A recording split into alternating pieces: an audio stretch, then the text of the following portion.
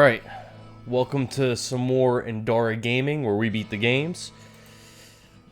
Well, today we're going to talk about Diablo Immortal. It's something that I wanted to talk about ever since I started hearing about it. I grew up with the Diablo series. Back when I was in the 5th grade, my friend Brett, he got the first Diablo on the PS1. We played the hell out of that game, even though the PS1 co-op mode removed a lot of the major quests and items and whatnot. It was amazing. The dark gothic setting, the gritty blood and the sound effects and everything like that. We had a blast looking for, if you remember in that game, you had to find libraries to find the spell books to learn spells and level up your spells. And we were hunting for all those items, the best suffixes and prefixes, full plate mail of the whale, the huge number of hit points. It was awesome. It was great, and at least I had never played a game like that before. Eventually, we both bought the game for the PC, and we experienced Battle.net, and we ran into all the hackers and player killers and the duped items, and we were there for it all. But we were all about it. It was awesome. Brett picked up that non-canon Hellfire expansion for Diablo 1, but that's something that I stayed away from, and I've still never played that. I heard about the sequel, Diablo 2, and I waited with bated breath. When it came out, I played the hell out of Diablo 2 Classic. I played it with my friend Brett. I remember when it first came out, I was playing that really suboptimal Thornadin build, where essentially you have this aura around you, called the Thorns aura, and the reason I liked it was because you can get these like huge numbers of percentages that your Thorns aura would do to enemies, and it would deal that damage back to the enemies that would hit you with melee attacks. But it was really ineffective, and it wasn't a good strategy for how that game worked. Generally, the enemies do like not that much damage, and you have not that much health, but the enemies have a tremendous amount of health. So it really wasn't, when you think of it like that, it really wasn't an effective way to play the game, but I had fun, and I think Brett played Necromancer back then. But still, it was a really good game. Then when Lord of Destruction, the expansion for that came out, that was a game changer. It changed so much about this already amazing game. And then years later, Blizzard introduced patch 1.10 that added the synergies to your characters. Basically what it did was, when you level up your skill trees on your characters, you can, if you level up one skill, it could provide bonuses for another skill. So you could level up some abilities that weren't super useful in the game, and you can make those other abilities better. And if you did the math right, you could actually take abilities that were useless in D2 Classic and in Diablo 2 expansion prior to that patch, and you could take those useless abilities and actually make them good using the synergies and the skill tree. It was awesome. It was so much fun. It turned the game into one of my all-time favorite games. They added Uber Tristram. They added like so much cool stuff. I would still put Diablo 2 in my top 10 games of all time list. It was so good. It was a long wait for Diablo 3, 11 years from the release of Lord of Destruction and Diablo 3. Diablo 3 was a big disappointment for me. I bought it for the PC on release day, and that's really something I don't do. I don't wait for games for their release day and wait in line, and that's just not something I do for games. But my anticipation for Diablo 3 was greater than my anticipation for any game ever in my life. And I love video games too. I love them. You know, I got the game, I brought it home, so excited. I think I actually had to work that day, so I think what I did was I think it was after work, I went right to the store and got it, or maybe before work, and then I was just all day at work, I was looking forward to playing it. I don't remember exactly, it was 10 years ago. But yeah, got the game and brought it home, and the game didn't work. The servers just weren't ready. They just weren't ready to roll out the game. They rushed it out. The release was it was a mess, and left a poor taste in my mouth. And even when I was finally able to play the game, it was just a disappointing experience.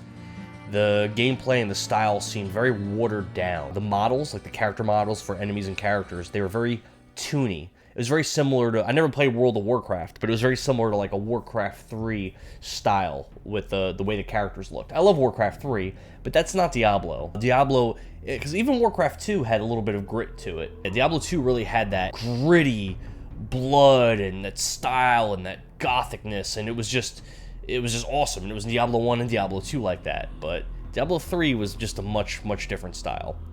And spoilers, big time spoilers, if you haven't played through the very beginning of Diablo 3. Deckard Cain, one of the most beloved characters in the series, And one of my favorite characters, Old Man, stay a while and listen. That guy, he dies in, I believe it was in like the first act of Diablo 3.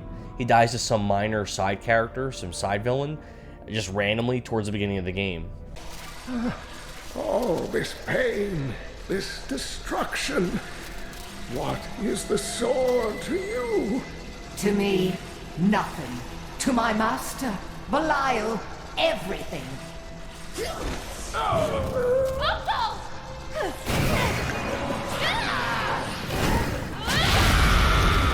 In Diablo 3, the skill trees were just so lame.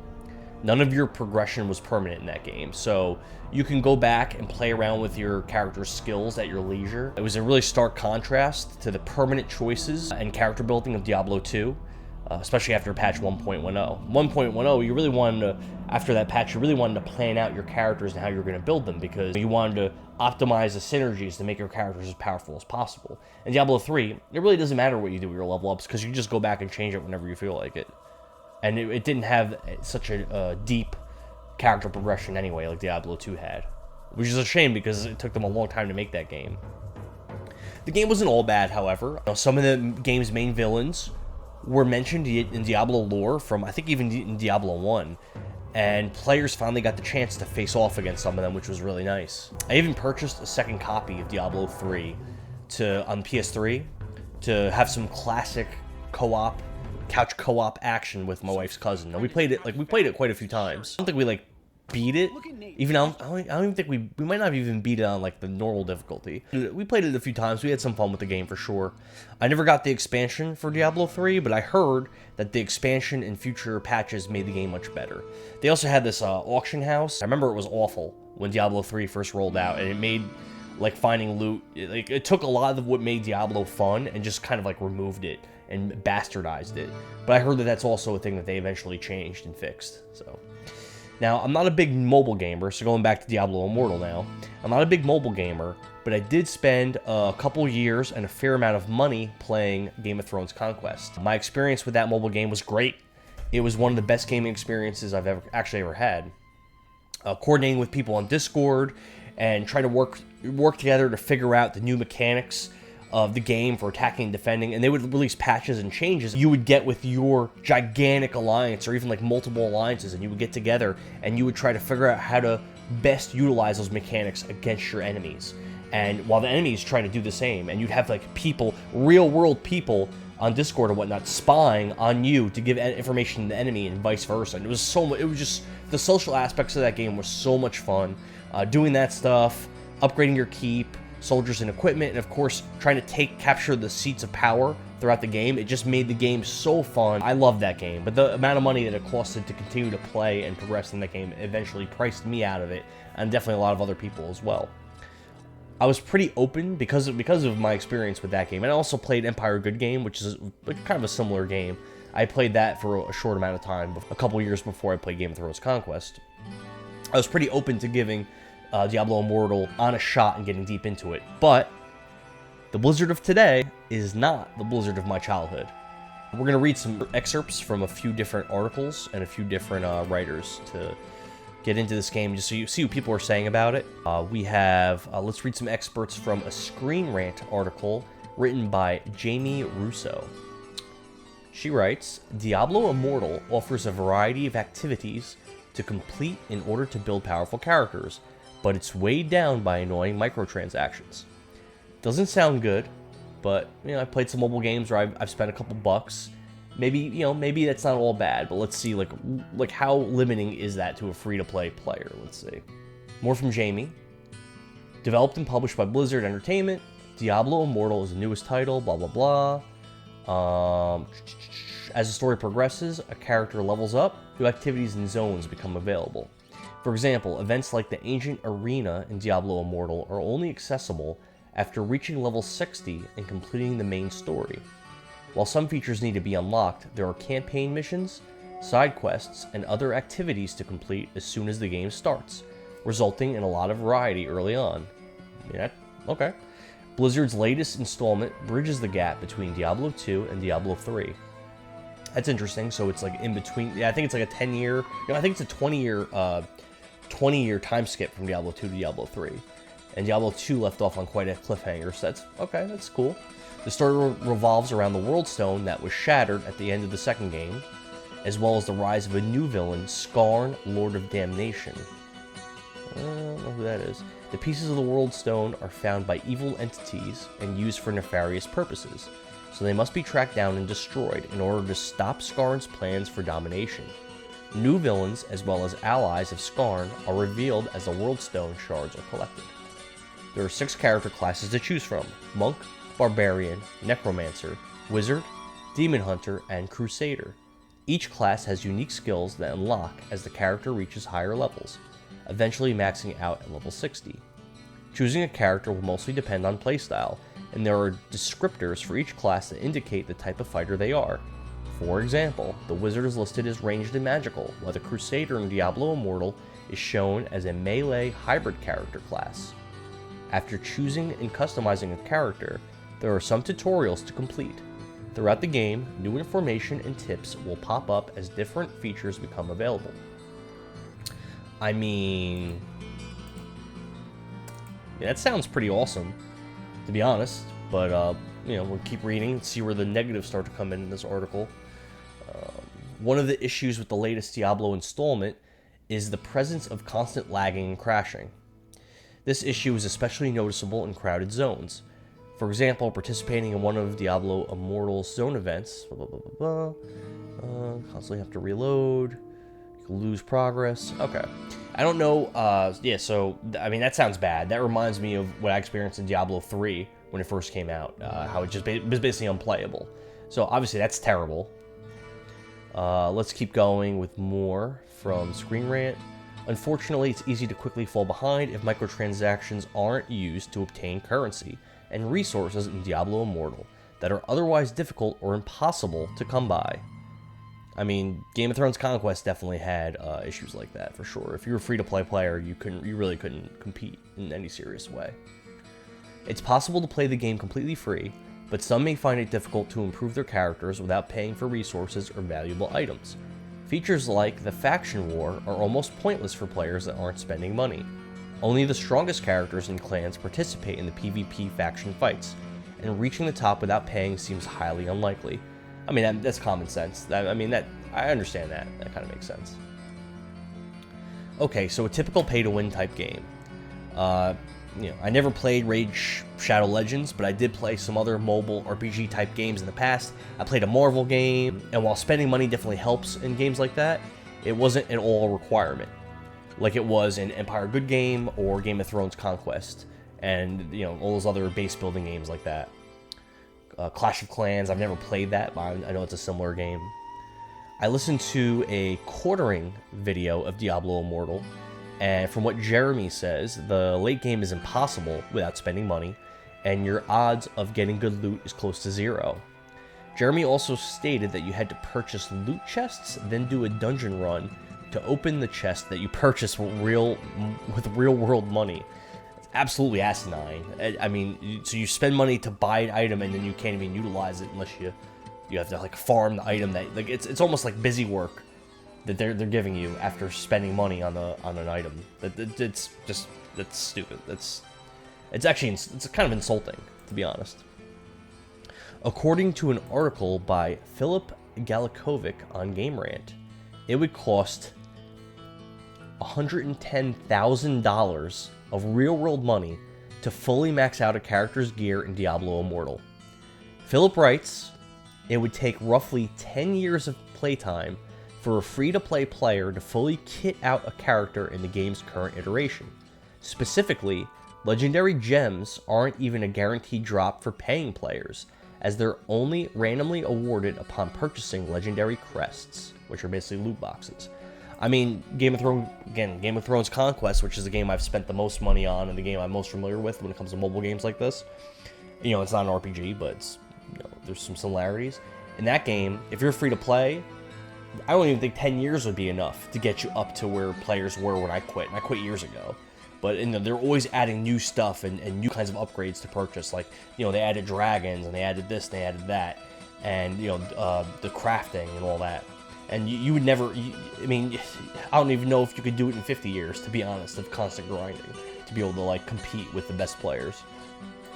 So yeah, I wasn't too familiar with how legendary crests and gems and all that stuff worked, so I did some research, and I went to the place that everyone goes for video game information. Forbes. Amy Danes writes, while Diablo 3 players may be familiar with legendary gems, to be honest, I don't really remember, but this is not your father's system. And it's where the kind of insane monetization of a Diablo Immortal reality comes through. In short, the legendary crest system is a loot box, only you must play through a dungeon first to open that loot box, like we talked about before. Rare crests only award legendary gems at the end of runs that are capped at 2 stars out of 5 stars total, and it's a low chance to even get those. I don't really know what that means, but it sounds bad. Legendary crests, which again, those are loot boxes, are the only place you can get 3 to 5 star gems. Whereas the more stars, the more power, obviously. And guess what? It's absolutely 100% gotcha loot box system. I don't really know what that means. I think I'm out of the loop with some of the terminology with these games.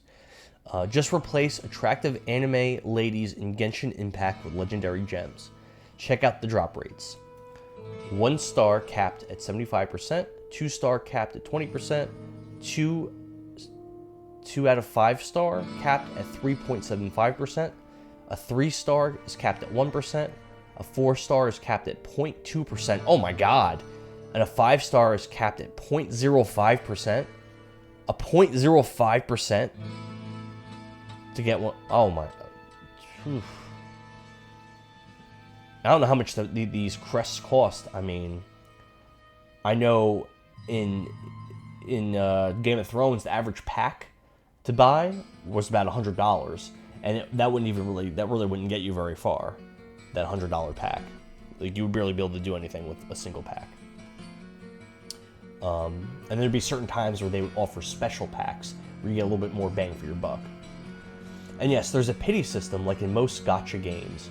Every 50 legendary crests, 50, oh my god, will get you 1 guaranteed 5 star. Shame that the $100 bundle of currency only gets you 45 crests. Yeah, so it is $100 for one of these like packs. And you get 45 crests, and each crest has a 0.05% of getting you a legendary gem. Interesting. A legendary gem doesn't guarantee you the legendary gear that you want. And you have to play through a dungeon in order to even get your crest, or to get your crest. Alright, and there it is. 5-star crests give the most bonuses and can be awakened, so they could slot in the most extra legendary gems for ultra endgame builds. And again, this is still Erica, I believe, I'm reading from? Amy. This is still Amy from Forbes. It is quite literally impossible to accumulate any significant amount of useful, uncapped legendary gems playing for free.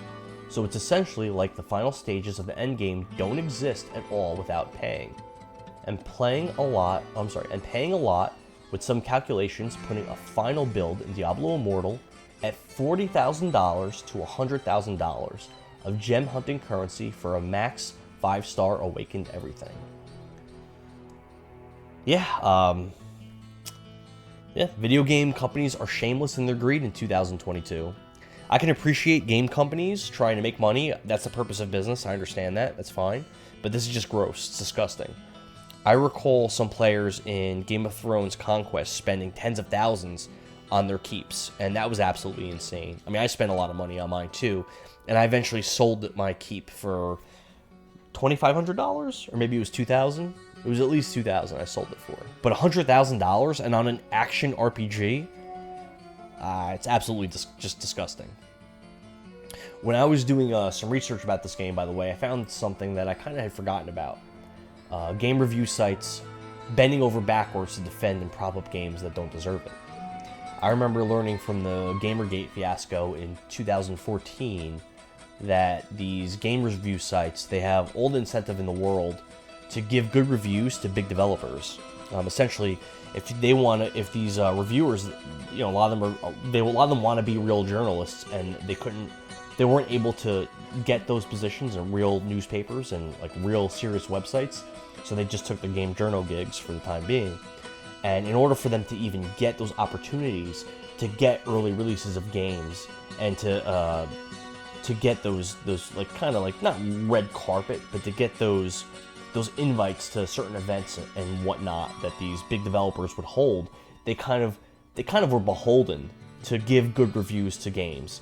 Back in the day, basically any AAA title, no matter if it was good or bad, was getting a 9 out of 10 or a 10 out of 10 from all the main publishers. It's not quite as bad now. I think that things have changed for the better to an extent, but I was definitely seeing some mental gymnastics defending this game. I remember Kotaku being really egregious with that kind of stuff back in the day, but when I was doing my research, their headlines for this game actually seemed pretty fair. There were a couple that seemed overly positive that were kind of like, maybe question it a little bit, but then you have some of these headlines here. Diablo Immortal is enjoyable if you can ignore all the mobile game shit. Not really a professional journalist to have that as his title for an article, but I appreciate the sentiment there. Here's another one. How to spend $100,000, house deposit, or max out your Diablo Immortal character. Okay. We got another one. What Diablo Immortal means for the future of gaming. Many Diablo fans think that Blizzard's mobile adaptation isn't for them. They're right. I didn't actually read the article, so they might have been saying that's because they're toxic, because of toxic masculinity or something like that. Who knows? But I like the headline at least. It's not too terrible. But here's a review from GameSpot. Diablo Immortal. Here's the headline. Diablo Immortal is a surprisingly premium-feeling adventure in the series that hits all the right notes, even if its endgame starts to depend on microtransactions too heavily. So yeah, while slightly acknowledging that this game has some problems, this whole article, which I skimmed it, was mostly just a puff piece. There's a lot of cringe. Here's a cringe excerpt from it. There is little to question that Diablo Immortal is a big and richly produced Diablo entry. It looks great. It evolves the formula of action role-playing introduced in Diablo 3 and matches it acutely to the hardware it was originally designed for. And it strikes a good balance of making you feel powerful while also enticing you to continue hunting down better loot. Ugh.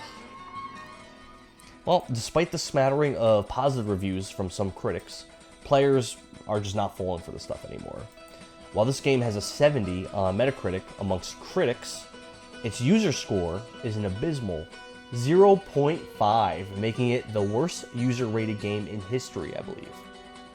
It reminds me quite a bit of another Blizzard cash grab, Warcraft 3 Reforged, which was an absolute lazy disaster as well.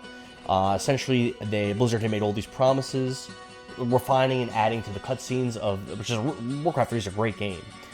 Refining and adding to the cutscenes in the game, and changing all these things. But what they ended up doing was they had very few resources to this project.